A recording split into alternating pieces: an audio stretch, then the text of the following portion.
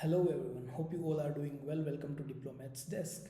I am your host Meet Shah. Let's talk about the India's big global push. What's happening in the country on the international front? India is making big global moves, from signing a 10-year defense pact with the United States to pushing major free trade deals with the European Union and America. It's not just diplomacy, it's a strategy. These deals could reshape India's economy, jobs, and global power for years to come. But who's leading this and what's really at the stake? Let's break it down India's global game plan clearly and with the facts.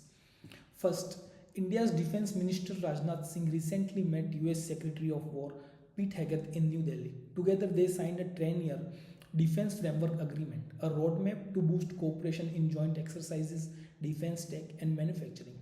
This deal follows the Indus X initiative, which connects India and US defense startups and private firms. It also builds on earlier pacts like COMCASA, LEMOA, and BECA, which already allow real time military data sharing and logistic support between the two countries. Now, the fact is, India is now the world's third largest military spender, investing over $83 billion in 2024 and aims to locally manufacture 70% of the defense equipment by 2027. Now, India's Commerce Minister Piyush Goyal is leading advanced free trade agreement talks with both United States and European Union. The goal is to lower import duties, open up markets for Indian exports like textile, machinery, pharma, and IT services, and attract more global supply chain investments into India. So, Mr. Goyal had said these trade deals are not just about exports, they are about positioning India as a reliable, competitive partner in a shifting global economy. So here's why this is such big deal. The 10-year defense pact means India gets deeper access to advanced technologies, things like drone system, AI surveillance, jet engines, and cyber security tools. It's not just weapon, it's knowledge and capability transfer. And that helps India achieve its Atmanirbhar Bharat or self-reliant defense vision. Already companies like HAL, DRDO, and Tata Advanced Systems are partnering with the US firm like Lockheed Martin and GE Aerospace. On the economic front, India's FTA push could add $200 billion in export growth over the next decade.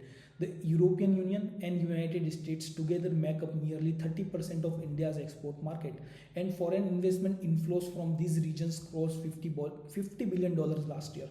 But there's a balancing act.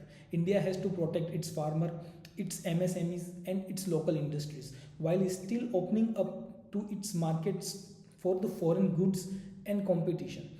That's why negotiations include sensitive sectors like dairy, agriculture, and autos to prevent job losses and maintain local competitiveness. So let's look at the bigger picture. This move shows that India is shifting from isolation to integration. Defense ties strengthen its position in Indo-Pacific, while trade deal helps India replace China in global supply chains. It's part of what experts call India Plus One strategy, where multinational companies set up additional hubs outside China and India becomes the top choice. So the economic fact is India's GDP is expected to grow 7.2% in financial year 2025, making it the fastest growing major economy in the world. And with the global companies like Apple, Boeing, and Tesla expanding operations in here India, manufacturing exports could double by 2030. But it's not at all smooth sailing. Rising oil prices, global tensions, and wars in Europe and the Middle East still threaten India's trade routes and inflation control. So, stability and smart diplomacy are key here. In short, India's strategy is clear: build strength through defense and influence through trade. Why Mr. Rajnath Singh managing security partnerships and Piyush Goyal driving trade reforms? Because India is setting itself up as a major global player, not just regionally but economically and militarily. This isn't just about power, it's about creating jobs, boosting export, and strengthening national confidence. So, what do you think? Will India's new global partnership bring more opportunities or more pressure at home?